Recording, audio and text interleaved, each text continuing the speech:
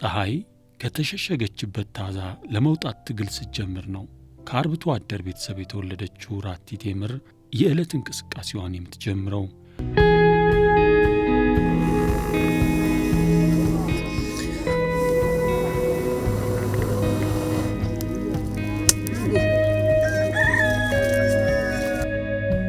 በማለዳ ተነስቶ ልጆቿን ጨምሮ መላ ቤተሰቧን ፍየሎቿንና ከብቶቿን የመመገብ ኃላፊነት የወደቀው በርሷ ላይ ነው።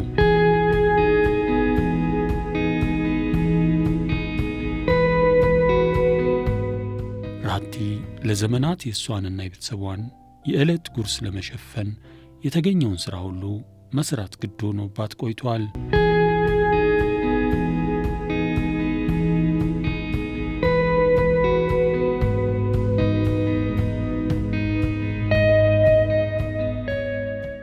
አሁን ራቲ በምትገኝበት ኛንጋቶም ወረዳ አይፓ ቀበሌ የተዋወቀውና መንደርተኞቹ በፍላጎት የተሰባሰቡበት የቁጠባና ብድር ማህበር ቁጠባን ባህል እንዲያደርጉ ኑሯቸውንም በተሻለ ሁኔታ እንዲደግፉ እያስቻለ ነው።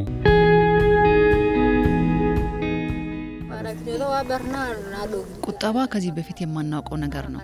ይህ ማህበር ከተመሰረተ በኋላ መደጋገፍ ጀምረናል። በመካከላችን የወለደች ካለች በቡድን ሄደን እንጠይቃለን።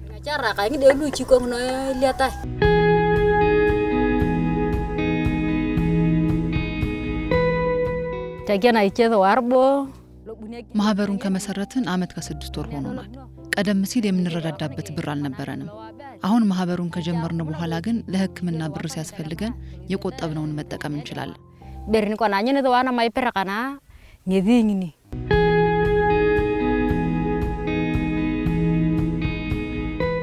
በዳሰነች ወረዳ የሚገኙ እንደ ራቲ ያሉ በርካታ ሴቶችና ወጣቶች የዚህ አይነቱ የቁጠባና የብድር አገልግሎት ተጠቃሚ በመሆን አዲስ ባህልን መገንባት ጀምረዋል። ቡሬ ሎቶር በዳሰነች ወረዳ በሚገኘውና ጌርጉራ የተሰኘው የብድርና ቁጠባ ማህበር አባል ናት። ማህበር ባልነበረን ሰዓት ብዙ ችግሮች ነበሩብን። ማህበር ለማደራጀት ስንፈልግ እስከ ኦሞራቲ መሄድ ነበረብን። አሁን በማህበር ተደራጅተን መቆጠብ ከጀመርን በኋላ ብዙ ችግሮችን መቅረፍ ችለናል።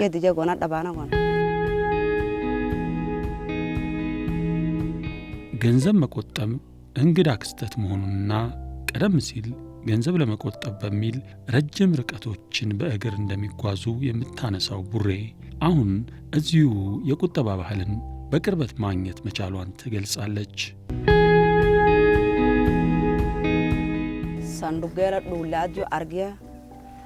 ማህበሩ ከተቋቋመ በኋላ በመቆጠብና ከማህበሩ በመበደር ብዙ ስራዎችን ሰርቻለሁ። ብስኩት በመጥበስ፣ ዳቦ በመጋገር፣ ገበያ በመሸጥ ራሴን እየደገፍኩ እገኛለሁ። የወሰድኩትን ብድር መልሼ ራሴን እየቻልኩ ነው።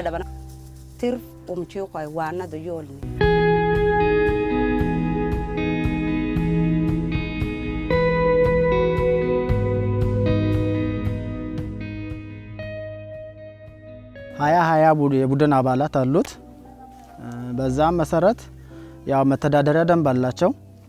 የራሳቸው የሆነ ሲቋቋሙ የተስማሙበት አንድ ሰው ሲቀር ምን ያክል ብር ይቀጣል፣ ቡድኑ በጋራ በሚያደርጉት እንቅስቃሴና የስራ ተግባራት ላይ ማይሳተፍ ሰው ምን ያክል ይቀጣል፣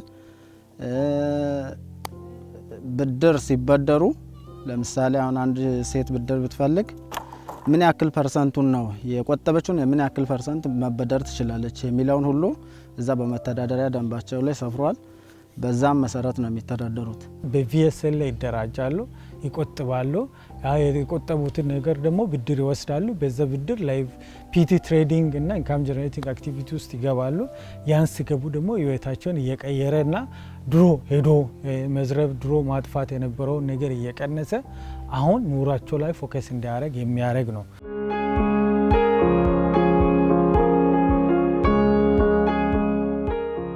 በዳሰነች ወረዳ ሀዶ ቀበሌ የሚገኙ የኩቤር ማህበር አባላት ኑሯቸውን አሳ በማስገር ይገፋሉ።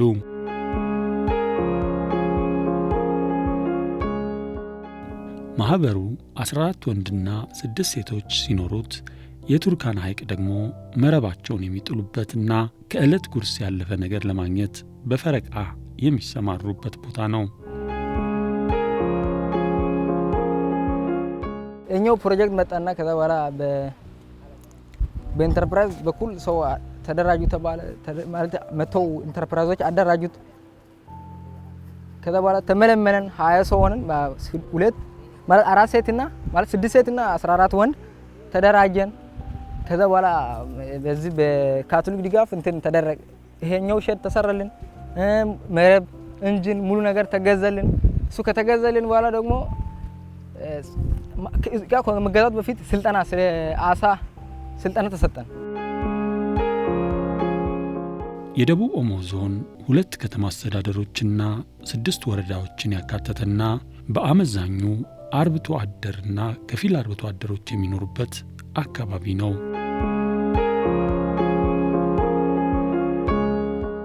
እነዚህ የማህበረሰብ ክፍሎች በዋናነት የኦሞ ወንዝን ተከትለው የሰፈሩ ሲሆን በእንስሳት ውሃና ለም መሬትን ፍለጋ ከቦታ ቦታ ለዘመናት ሲዘዋወሩና በተለያየ ጊዜያትም ግጭቶችን ሲያስተናግዱ ቆይተዋል። ተፈጥሯዊው የአየር ንብረት ለውጥ እንዲሁም የውስጥ ለውስጥና ከአጎራባች አካባቢዎች ጋር የሚደረጉ ግጭቶች የሀብት ጫናና ኢኮኖሚያዊ ተግዳሮቶችን የመቋቋም አቅማቸውን ሲፈትን ቆይቷል።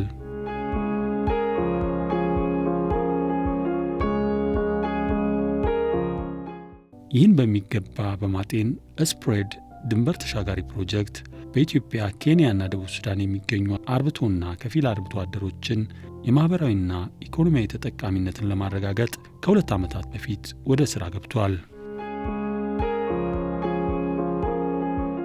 በኢትዮጵያ በኩል በደቡብ ኦሞ ዞን በኛንጋቶምና ዳሰነች ወረዳዎች ላይ የሚኖሩ የማህበረሰብ ክፍሎች ሁሉን አቀፍ ለውጥ እንዲያመጡ የሚያስችሉ ሥራዎችን እየሰራ ይገኛል። ፕሮጀክቱ እውን መደረግ ከጀመረ ወዲህም እነዚህ ፈተናዎች እንዲቀንሱና ማህበረሰቦች ወደ ትብብር፣ ሰላምና ዘላቂ ልማት እንዲደርሱ ለማስቻል መንገድ በመጥረግ ላይ ነው።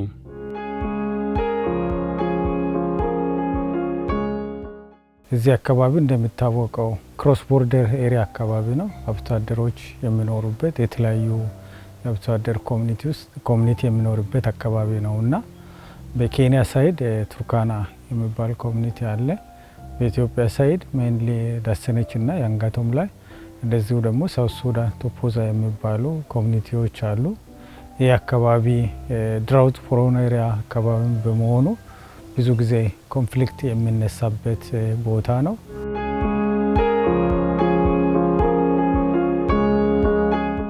ዳን ቸርች ኤድ እና የካቶሊክ ቤተክርስቲያን የአውሮፓ ህብረትን ጨምሮ ከተለያዩ ዓለም አቀፍ ድጋፍ ሰጪ አካላት የሚገኘውን ድጋፍ ዘላቂ ሰላምን ለመገንባትና የአካባቢው ማህበረሰብን ኢኮኖሚያዊና ማህበራዊ ችግሮችን ለመፍታት የተለያዩ ተግባራትን እያከናወኑ ይገኛል።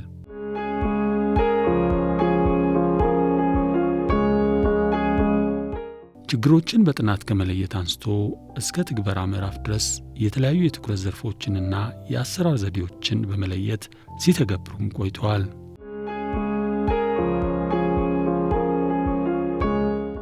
የፕሮጀክቱ ዋና ዓላማ 2 ነገር ላይ ነው ፎከስ ያደረገው።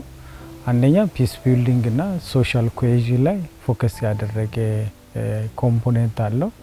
ሁለተኛ ሬዚሊየንት ኮምፖኔንት ላይ ፎከስ አድርጎ ሁለቱ ሬዚሊየንስ እና ፒስ ቢልዲንግ አንድ ላይ ሆኖ ኑሯቸው የተረጋጋ ሰላም የሰፈነበት አካባቢ እንዲሆን ለማድረግ ተደርጎ የታሰበ ነው። ዲሴና ካቶሊክ ቤተክርስቲያን በጋራ በቅንጅት በእኛ ዞን በሁለት ዋና ተግባሮች ላይ ይሰራሉ። አንደኛው ጸጥታ ላይ ይሰራሉ።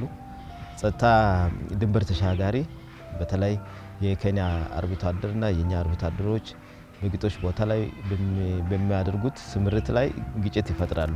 ድንገት ከብት ወደዛና ወደዚህ ይጠፋል። በዛ መሃል ግጭት ይፈጠራልና ይሄን ግጭት ለማርገብ ዲሴ ትልቅ ስራ ሰርቷል። ተመሳሳይ የኬንያ ወንድሞቻችን ጋር በጋራ በእኛ ዞንም በእነሱ ዞንም ሄደን ውይይቶችን አድርገን ብዙ ችግሮችን ፈተናልና በዚህ ነገር በጣም ብዙ ደግፎናል።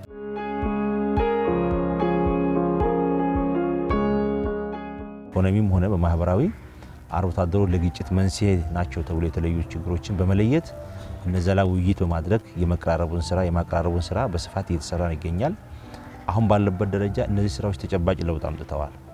በተለይ በኛንጋቶም መስመር ላይ አርብቶ አደሩ ቢጋጭም እንኳን ቀለል አድርጎ በማየት ወደ ለየ ችግሮች ሳይገባ ችግሮቻቸውን በራሳቸው ደረጃ የመፍታት እድል ፈጥረናል። ስለዚህ ፕሮጀክቶች በተለይ ድንበር አካባቢ ላይ ያሉ ፕሮጀክቶች ዲሲኤ እና ካቶሊክ በልማቱም ሆነ በሶሻሉ አካባቢ እየሰሩ ያሉት በሰላሙ በጸጥታው ላይ እየሰሩ ያሉት ስራ በጣም ትልቅ ነው።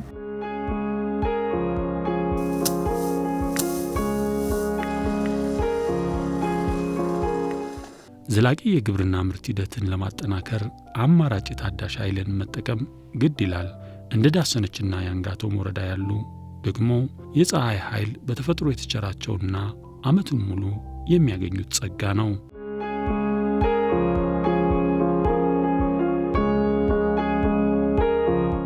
ግንባታቸው በመፋጠን ላይ የሚገኙ ሁለት በፀሐይ ኃይል የሚሰሩ የመስኖ አውታሮች በዳሰነች ወረዳ እንዲሁም በኛንጋቶም ወረዳ ሌላ አንድ የመስኖ አውታር ከኦሞ ወንዝ ውሃን በመሳብና በኩሬ በማጠራቀም ለሰብል ልማት ለመዋል እየተሰራ ይገኛል።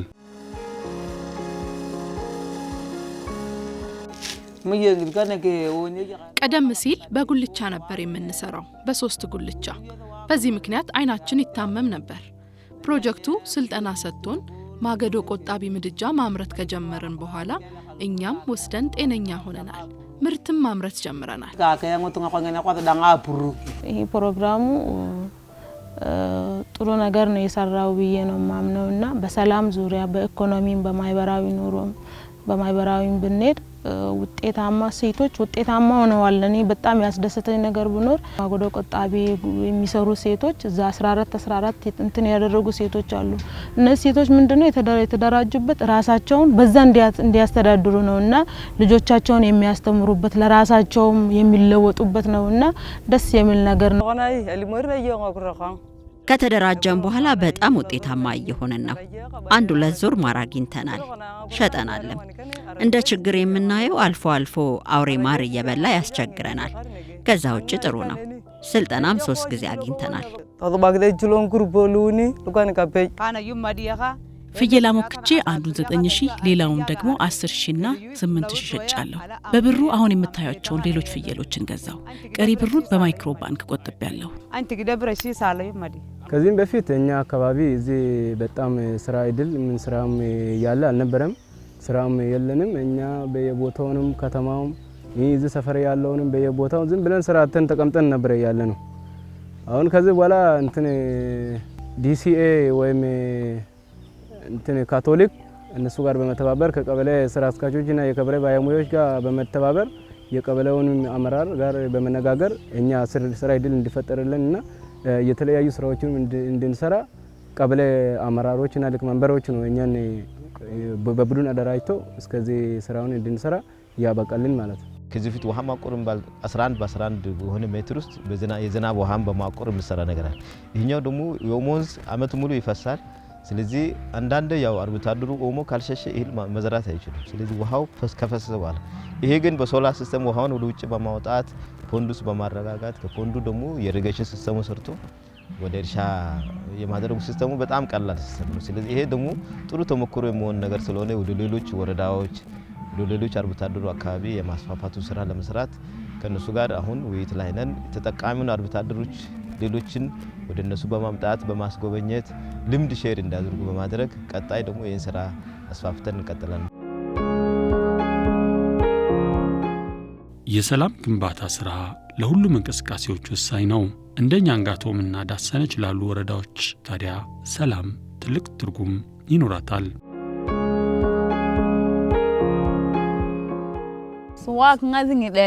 ሴቶች ወንዶችን በማሞገስና በማነሳሳት ቀደም ሲል ለጦርነት ሲያዘጋጁ ነበር። ለምን አርፈ ትቀመጣለህ? ከብቶቹስ ሳር የት ሄደው ይግጣሉ እያሉ ወንዱን ያነሳሱ ነበር።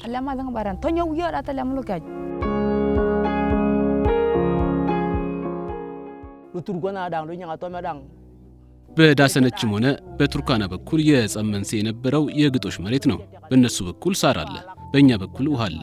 እነሱ ውሃ ፍለጋ ሲመጡ እኛ ደግሞ ግጦሽ ፍለጋ ወደ እነሱ ስንጓዝ ነበር ግጭት የሚከሰተው። ግጭት ሳርና ውሃ ነበረ። እዚህ በጣም ኃይለኛ ችግር ያለበት ሳር ወደ ኬንያ በኩል ነው። ይሄ ወንዝ ይታያል አይደል? ወንዙ ከዛ ሳር ነው ያለው። ከወደዚህ እኛ ጋር ውሃ ነው ያለው። እኛ ከፍት እስከዛ ለማስተማር እዛ ለማውሰድ እነሱ ደግሞ አይፈልጉም። ይሄ ነው ግጭታችን ባለፈው በሰላም ዙሪያ።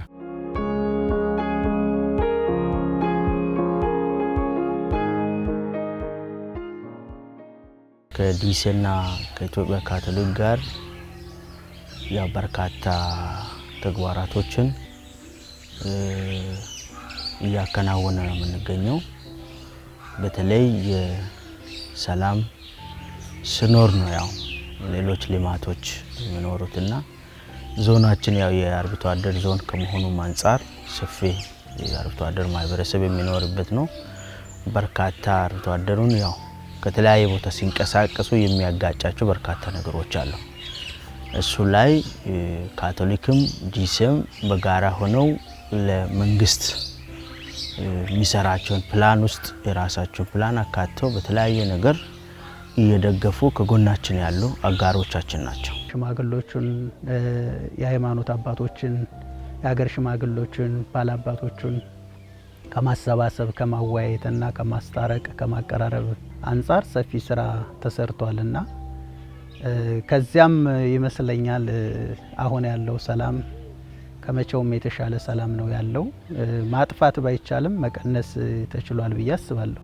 ኛንጋቶም ቱርካናና ዳሰነች ያው የረጅም ጊዜ ያው እንትን ነበራቸው። ከባህል አንፃር ከኢኮኖሚ አንፃርም ከማህበራዊ እንትኖች አንፃርም ትንሽ ቆየ እንትን አላቸው። አርብቶ አደር አካባቢም ስለሆነ ብዙ ጊዜ በውሃና በግጦሽ ያው ችግር ይነሳል። እነዚህን ችግሮች ለማስቀረት ከዚህ በፊት ያው በተፈጥሮ በተለምዶ የሚደረጉ የአካባቢ እርቆች አሉ። እነዚህ እርቆች ዘላቂ አይደሉም። ነገር ግን በሰለጠነ ሁኔታ ህብረተሰቡ በሚገባው ሁኔታ የችግሩ መንስኤ ተለይቶ በዚህ አይነት መልኩ እንትን መድረክ ስላለበት ዲሲኤ በዚህ ትልቅ ሚና እየተጫወተ ያለ ድርጅት ነው። ግጭቶቹ ከምን አንፃር ይፈጠራሉ የሚለው ጭምርም ግጭቶችን ሰብሰብ በማድረግ ለማስወገድ የምናደርጋቸው ነገሮች እጅግ በጣም ብዙ ስለሆነ ግንዛቤ መቀጠል እንዳለበት ይታመናል። መንግስት መደገፍ እንዳለበት በጣም ምናልባት ሊያስተምሩ የሚችሉ ሊመክሩ የሚችሉ ሰዎችን በማዘጋጀት እነዚህ ለመንግስት አቅም ናቸው። የልምድ ልውውጥ እንግዲህ እስካሁን በየትኛውም ኤሪያ ያልተከደበት ግን ዲሲ ያዘጋጀው ወደ ሞያሌ እንግዲህ እንደሚታወቀው ወደ 4 አይነት ጎሳዎች ነው የሚኖሩ። በኢትዮጵያ በኩል ኦሮሚያ ቦረና አለ፣ በኢትዮጵያ ሶማሌ አለ፣ በኬንያ ገብራ በኩል ደግሞ የተለያዩ ገሬ ምን የሚባሉ በርካታ ጎሳዎች አሉና በርካታ ግጭቶች የሚከሰትበት ኤሪያ ነው። ያ ኤሪያ አጋጣሚ የኢጋድ ብራንች ኦፊስ አለው እዚያ ሞያሌ ላይ እና በእነዚህ ማህበረሰቦች ውስጥ ያሉ ግጭቶችን ለመፍታት ከኢጋድ ጋር በመቀናጀት ምን ስራ ተሰራ የሚለውን 2 ጊዜ ሄደናል። ባለፈው አመትም በዚህ አመትም ሄደናልና አሁን ምንድነው እኛ ጋር ትንሽ ችግሩ አልፈታ እያለ ያለው ይሄ ባህላዊ እሴት የሚባላሉ ማህበረሰብ ችግሮችን የሚፈታበትና እነሱ የህግ ማቀፍ የላቸውም ማለት ማህበረሰቡ ተስማማበት ከተስማሙ ይከፍላሉ፣ ካልተስማሙ አፈንግጦ የመር ነገር አለና እዚያ ሞያሌ ላይ ግን ሄደን እንትን ያልነው ምንድነው እነዚህ ባህላዊ እሴቶችን ወይም ባህላዊ የግጭት አፈታት ስርዓቶችን የህግ ማቀፍ እንዲኖራቸው አድርገዋል።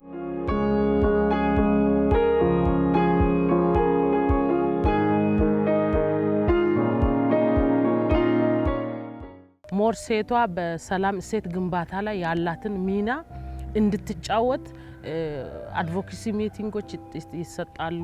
እዛ ላይ የበኩላቸውን ኃላፊነት እንዲወጡ ይደረጋል። ማለት ያው ሁሉም ልማት ሴቶችን ሲያማክል ግቡን እንደሚመታ ሁሉ የሰላም ግንባታው ላይ ሴቶችን ማዕከል ያላደረጉ ውይይቶች፣ ሴቶችን ማዕከል ያላደረጉ የእርቅ አፈታቶች ነገም ዘላቂነት ስለሌላቸው ሴቶችን ከግንዛቤ አንጻር በምን አይነት መልኩ ፓርቲሲፔት ማድረግ አለባቸው የሚለውን ይሄ ከዲሲሽን ሜኪንግ አሰጣጥ ጋር እኩል ተሳታፊ እንዲሆኑ ሴቶችን በር ከፍቷል ማለት ይቻላል። ሴቷ በግጭትም ትቀሰቅሳለች፣ በራሷ በባህሪዋ እንድሸልል ታረጋለች፣ ወንድን ታነሳሳለች። እነዚህ ባህላዊ እንትን አሉ፣ ሙዚቃዎች አሉ የሚያነሳሳ ወኔው እንድመጣ ሄዳ ወደ ግጭት ትልክ ነበረ። ያን ሰዓት ደግሞ እሷ ነበረ ሲትጎዳ የነበረው ጉዳቱም እንዳለ ሆኖ ማለት ነው። እቺ ሴት ምን ታረጋለች? ባላን ለግጭት በምትልክ ሰዓት ባላ ዛ ሊቀርም ይችላል፣ ሊመጣም ሊመለስም ይችላል፣ ዘርፎም ሊመጣ ይችላል። ጉዳቱም ጥቅምም እንዳለ ጉዳት አለ። በአሁኑ ግን ጉዳት እንዳለ በጣም ነው እየተረዱ ያሉት። ቅንጅታዊ አሰራራችን በጣም ደስ የሚል ነው ከነሱ ጋር። ምክንያቱም የምንሰጣቸውን ክፍተቶች ያስተካክላሉ ወዲያው። ይሄ ያውና በተለይ ከአርብቶ አደሩ ያው ወደ ተለያየ ስልጠና ስትወስድ የመቸገር ነገር አለ ፋይናንሻሊ። ምክንያቱም ያው የታወቃል አርብቶ አደራ እንደ ያዘውን ነገር አጥፍቶ እዚያ በኋላ ነው እንትን የሚልና እነሱ ነገሮች ነው ያሉ ክፍተቶች። እነሱንም እየተነጋገርን እየፈታን ነው ያለው። በፊት አርብቶ አደሩ ከብት የሌላን ሰው ከብት ሲወስድ ሰው ገሎ ሲመጣ አፕሪሺየት ይደረጋል፣ ሪኮግኒሽን ይሰጣል፣ እንደ ሄሮ እንደ ትልቅ ሰው ይቆጠራል። እና ያ ካልቸራል ታቡ አንዱ የኮንፍሊክት መንስኤ መሆኑን አይተናል። ሁለተኛ ክላይሜት ቼንጅ በመኖሩ ድራውቱን በጣም ፍሪኩዌንት እየሆነ በመምጣቱ ያለው ናቹራል ሪሶርስ እየቀነሰ በመምጣቱ ያንን ሪሶርስ ስፔሻሊ ሬንጅላንዱን ውሃውንም ለመጠቀም የሚሄደ ከናቹራል ሪሶርስ የመነጨ አንዱ የኮንፍሊክት ሶርስ መሆኑን አይተናል። ሌላ እንደዚሁ ደግሞ ወጣቶች ድሮ ላይቭሊሁዱ ሞር ላይፍ ስቶክ ላይ ብቻ ነው። ያ ደግሞ አሁን እየቀነሰ በመምጣቱ ወጣቶች ስራ የማጣት ሌላ ኦልተርኔቲቭ ላይቭሊሁዶችን የማጣት ነገር አዝማሚያ አንዱ ወደ ስርቆትና ወደ ስፔሻሊ ጋብቻ አካባቢ ሲደርሱ ለማግባት እዚህ አካባቢ ትራዲሽናሊ ብዙ ከብት ይፈለጋል፣ ብዙ ከብት መስጠት አለ። ያን ለማግኘት ደግሞ አንዱ ሚንሳቸው ብሎ የሚጠቀሙት የሌላውን ሰው ከብት በመውሰድ አይነት ነገር ስለሆነ አንዱም ስፔሻሊ ወጣቶች አካባቢ የሚታየው ይሄ የከብት የመውሰድና ያንን እንትን የማድረግ ነገሮች ይታያሉና አንዱ የኮንፍሊክት ሶርስ መሆኑን አይተናል። ሰላም ጉዳይ ሴቶች ከዚህ በፊት አይወያዩም። ዲሴና ካቶሊክ በፈጠሩት ሴቶች አሁን እንድትል ቁጭ ብለው ይደራደራል። ሰላም ያስፈልገናል። ለምን ሴቶች ሰላምን ከተቀበሉ ሰላሙ ይጸናል። ሰላምን ካልተቀበሉ የመጀመሪያ ሰላም አደፋራሾችም ሴቶች ናቸው። ወንድን ያነሳሳሉ፣ ሰላም እንዲጠፋ ያደርጋሉ። እኛ ጋር በተለይ አንዱ ከፍት ይዞ ከመጣ እና አንተን እየቀለብክ አንተ ሴት ነህ ወንድ ነህ እየተባለ እነሱ ተነስቶ እሱም ቲም ይዞ ከፍት የመዝረፍ ሰው ሄዶ የመግደል ባህሪ አለ። አሁን ላይ ይሄ የለም። ሴቶች ኖ አያስፈልግም፣ ተው ወንዶች ራሱ ስለ ሰላም በትክክል አያወሩ፣ እኛ ማውራት አለብን እያሉ ሴቶች የተደራጁ ሴቶች በሰላም ዙሪያ የሚወያዩ ሴቶች በፌስቲቫል መልክ ተዘጋጅቶ እነዚህ ሴቶችም ሰላምን እየሰበኩ በጋራ ያደረጉ ማርኬቲንግ ጭምር ለኛ ሊከፈት ይገኛ በጋራ በየ3 ወሩ በየ4 ወሩ መገናኘት አለብን ብለው ካቶሊክም ይሄን ስራ ይሰራል፣ ዲሲም ይሄን ስራ እየሰራ ያሉበት ሁኔታዎች ናቸው ያለው። የተለያዩ ጥሩ ዝርያ ያላቸውን ፍየሎችን በመግዛት ለአርብቶ አደሩ ማሰራጨትና አርብቶ አደሩ በፍየል የሚገኘውን የስጋ ምርት ከፍ ለማድረግ የሚሰሩ ስራዎችን እየደገፉ ነው የሚገኙት። ከዚህም ባሻገር ከግብርና ልማት ስራዎችን ባሻገር የሶሻል ስራዎችን ይሰራሉ። በተለይ ወጣቶች ድንበር አካባቢ ከመሆኑ ጋር ተያይዞ በኢጋድ ከታቀፉ የኢስት አፍሪካ ሀገሮች ውስጥ አንዱ ደቡብ ኦሞ ዞን ነው። የደቡብ ኦሞ ዞን ከመሆኑ ጋር ተያይዞ አርብቶ አደሩ ለተለያዩ የግጭት መንስኤ የሆኑ ጉዳዮችን በመለየት ለግጭት መንስኤ ናቸው የተባሉትን የልማት ስራዎችን ከመስራትም ባሻገር አርብቶ አደሩን እርስ በርስ የማገናኘት የማዋየት ስራዎች በስፋት ይስተዋላሉ። አንዱ በተለይ በእኛ በኩል ያሉ ወጣቶችን ወደ ኬንያ በመውሰድ ሰፋፊ የህዝብ ውይይቶችን እንዲያደርጉ የማድረግና ችግሮቻቸውን በራሳቸው እንዲፈቱ ከማድረግ አኳያ ሰፊ ስራዎች ተሰርተዋል።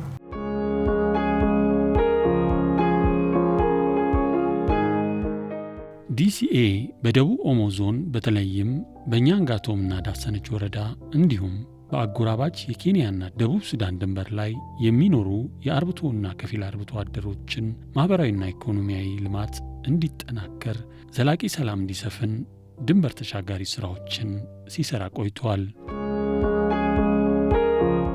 የግብረ ሰናይ ድርጅቱ ከካቶሊክ ቤተክርስቲያንና አጋር ድጋፍ ሰጪ ድርጅቶች ጋር የጀመራቸው ሰው ተኮር ስራዎች ዘላቂ እንዲሆኑ የመንግስትና መላ ባለድርሻ አካላቶች ድጋፍ ሊቸረው ይገባል።